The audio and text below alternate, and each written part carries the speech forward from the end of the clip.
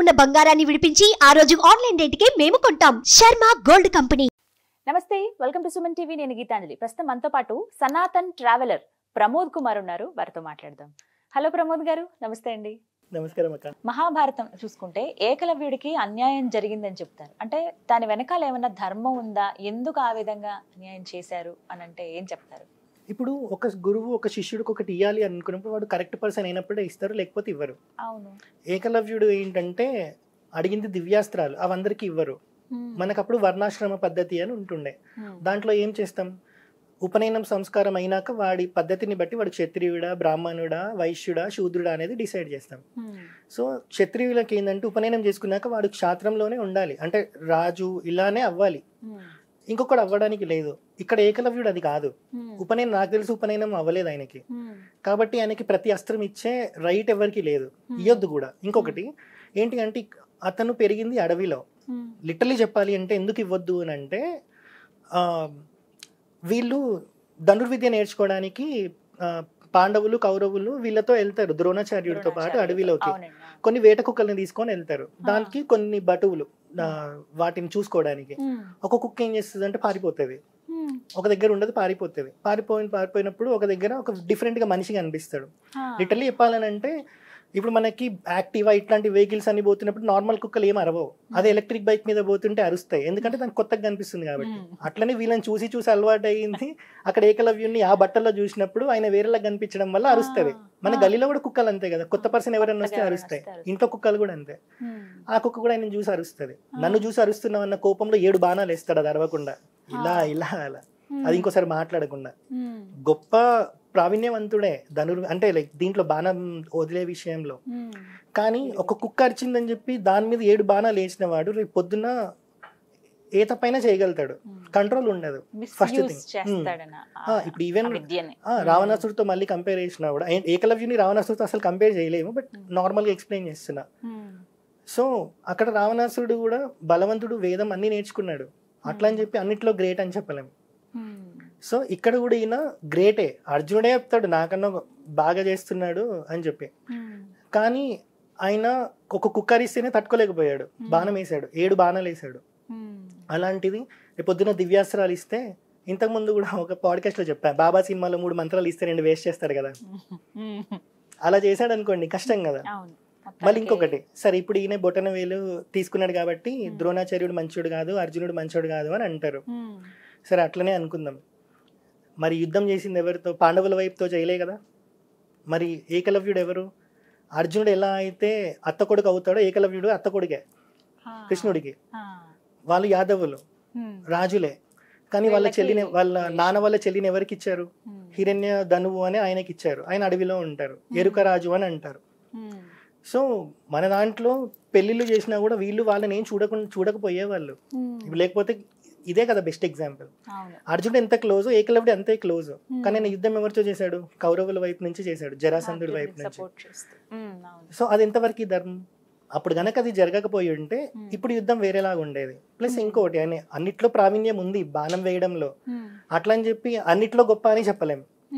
ఎందుకంటే ఆయన మీద ఆయనకి అది లేదు, కంట్రోల్ లేదు. కుక్కనే కంట్రోల్ చేయలేకపోయిన వాడు రేపు పొద్దున యుద్ధంలో అధర్మంగా యుద్ధం చేస్తే అది ప్రాబ్లమే కదా. ఇంకొకటి, చాలా మంది ద్రోణాచార్యుడిని నిందిస్తారు, అర్జునుని నిందిస్తారు.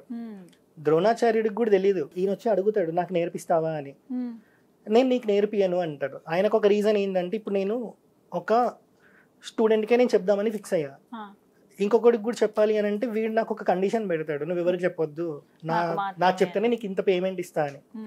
సో ఆయన కూడా వీళ్ళకి వశమై ఉన్నాడు, అంటే నేను వీళ్ళకే చెప్పాలి అని. కాబట్టి ఇంకొకరు వచ్చినప్పుడు ఇవ్వద్దు, అంతే కదా. కానీ గురువు దగ్గరుండి నేర్చుకోకపోవటం వల్ల ఆయనకి ఈ విధంగా జరిగింది కాదు. ఒకటి ఏంటి అని అంటే పెరిగిన వాతావరణం కూడా ఒకటి మనం చూసుకోవాలి, ఎక్కడ పెరిగాడు, ఎలా పెరిగాడు అని. ఆయన పూర్తిగా వచ్చి ఇక్కడే ఉంటే అది వేరేలా ఉండదు. కానీ ఇక్కడికి వచ్చి నేర్చుకునే స్కోప్ లేదు, ఎందుకంటే ఆయన అడవిలో ఒక రాజు కొడుకు, తర్వాత రాజు అవ్వాల్సింది ఈయననే కదా అక్కడ అడవికి. సో ఈయన ఇక్కడికి రాలేడు. ఆయన ఇంకొకటి ఏంటంటే నేను వీళ్ళకే చెప్తాను ఫిక్స్ అయ్యాను కాబట్టి, నేను మాట తప్పొద్దు కాబట్టి నేను నీకు నేర్పియలేననే చెప్తారు. నేను వెళ్ళిపోతారు, ఏమన్నాడు. ఇప్పుడు ఇక్కడ ఫీల్ అవ్వాల్సింది ఆయన, నిందించాల్సింది ఆయన, ద్రోణాచార్యుడు, మనం కాదు. ఆయననే కామిగా వెళ్ళిపోయాడు. వెళ్ళిపోయి ఏం చేశాడు, మట్టితో ఒక విగ్రహం తయారు చేసుకున్నాడు. ఆయన ఏదైనా నేర్చుకోవాలంటే విగ్రహానికి చెప్పి నేర్చుకునేవాడు. ఆయనకి ఎంత పూర్వజన్మ సుకృతం ఉంటే ఒక మట్టి విగ్రహం ఆయనకి ఉపదేశిస్తుండే. అసలు అది అదే కదా. సో అది ఏకలవ్యుడి గొప్పతనమే. ఉపదేశాలు వచ్చేవి. ఇక్కడ ద్రోణాచార్యుడికి సంబంధం లేదు కదా, ఎందుకంటే ఆయన ప్రత్యక్షంగా అక్కడికి వెళ్ళలేదు. ఆయనకు ఒక విగ్రహంలోంచి ఉపదేశం వస్తుందంటే ద్రోణాచార్యుడు తప్పు కాదు, అది ఆయన పూర్వజన్మ సుకృతం, ఆయన చేసుకున్న పోయిన జన్మలో పుణ్యం, కాబట్టి ఆయనకి అన్ని భాషిస్తాయి అన్నట్టు. అలా నేర్చుకున్నాడు. అలా నేర్చుకుంటున్న టైంలో ఇలాంటి ఇన్సిడెంట్ జరుగుతుంది. అర్జునుడు కూడా వచ్చి అప్పుడు నిందించాలి కదా, నాకు నేర్పిస్తా అన్నావు, ఆడికి ఎట్లా నేర్పిస్తావు, అసలు గురువే కాదు, అన్నబద్ధాలు చెప్తావు, అట్లేం అనలేదు. అక్కడ ఏకలవ్యుడు అని ఒక ఆయన ఉన్నారు, నాకన్నా చాలా గొప్పగా ఇది చేస్తున్నారు గురుదేవ, మరి ఏంటి అని అంటాడు. అంతే, ఇంకేమన్నాడు. ఎవరు చూద్దామని నేను వెళ్తాడు అన్నట్టు. వెళ్ళినప్పుడు ద్రోణాచార్యుడు వస్తున్నాడు అని చెప్పి సంబరాలు చేస్తాడు ఏకలవ్యుడు. ఇంకొకటి ఇక్కడ మనం మంచిగా గుర్తు పెట్టుకోవాల్సింది ఏంటి అంటే, మనం ఏదన్నా ఎవరికన్నా నేను ఇది ఇస్తా అని చెప్పినప్పుడు ఏ స్థాయిలో ఇస్తామో అది కూడా మనకు ఉండాలి. మనం ఎంతవరకు ఇవ్వగలుగుతాము అని.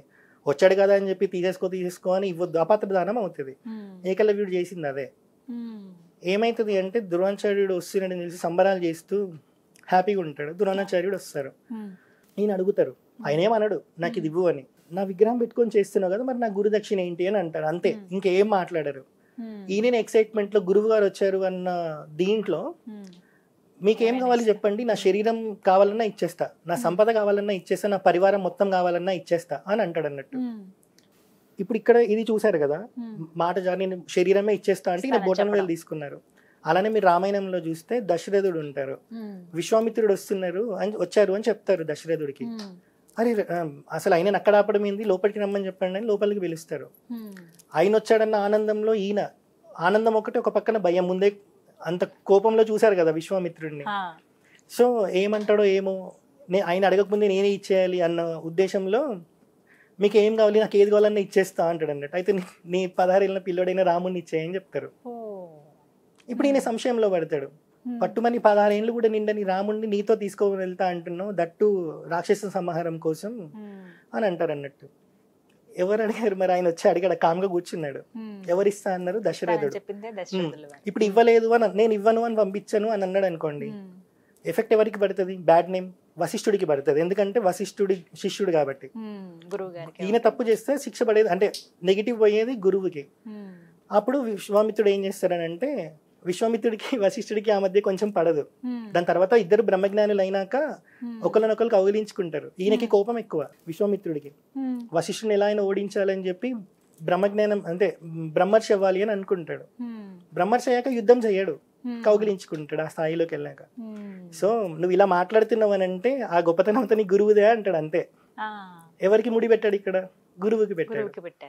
కాబట్టి వశిష్ఠుడు చెప్తారు, ఆయన ఎందుకు అడుగుతున్నాడో నీకు తెలీదు, ఆయన ఎందుకు వచ్చాడో నీకు తెలీదు, రాముడు ఎవడో కూడా నీకు తెలీదు, కామ్కి ఇచ్చేయంటే తీసుకొని వెళ్ళిపోతాడు అన్నట్టు విశ్వామిత్రుడు. వాళ్ళంతటా వాళ్ళే చెప్తున్నారు. వాళ్ళు వచ్చి అడిగినప్పుడు ఇప్పుడు గురుదక్షిణకి ఏమి ఇస్తా అంటే, మీకేం కావాలంటే ఆయన బొటనవేలు కావాలంటే అది వేరు ఉంటుండే. కానీ ఇక్కడ ఏం జరిగింది, శరీరమే ఇస్తా అన్నాడు. శరీరంలో ఒక బాట్ అడిగాడు అంతే. సరే దీంతో ఆయన ఊకున్నాడా అంటే, ఈ 4 ఫింగర్స్ తో కూడా బాణం వేసేవాడు, లేకపోతే యుద్ధంలో ఎలా పాల్గొంటాడు. సో ఎక్కడ ధర్మం తప్పలేదు. కానీ ఏం నేర్చుకోవచ్చు ఏకలవ్యుడి నుంచి? ఒకటి ఏంటంటే, నేను చెప్పాను కదా, ఎంత గొప్పోడైనా సరే అంటే ఒక విద్యలో ఎంత కరెక్ట్ గా వాడుకుంటున్నాడు అనేది కూడా మనం చూసుకోవాలి. ఎమోషన్స్ ఎంత కంట్రోల్ చేసుకుంటున్నాడు అనేది కూడా మనం చూసుకోవాలి. అదే తొందరలో కుక్క మీద 7 బాణాలు వేసాడు, అదే తొందరలో శరీరమే ఇస్తా అన్నాడు. అదే కాన్షియస్ గుండి మీకేం కావాలి గురువు గారు అంటే ఆయన అడిగితే వేరేలా ఉంటుండే మహాభారతం.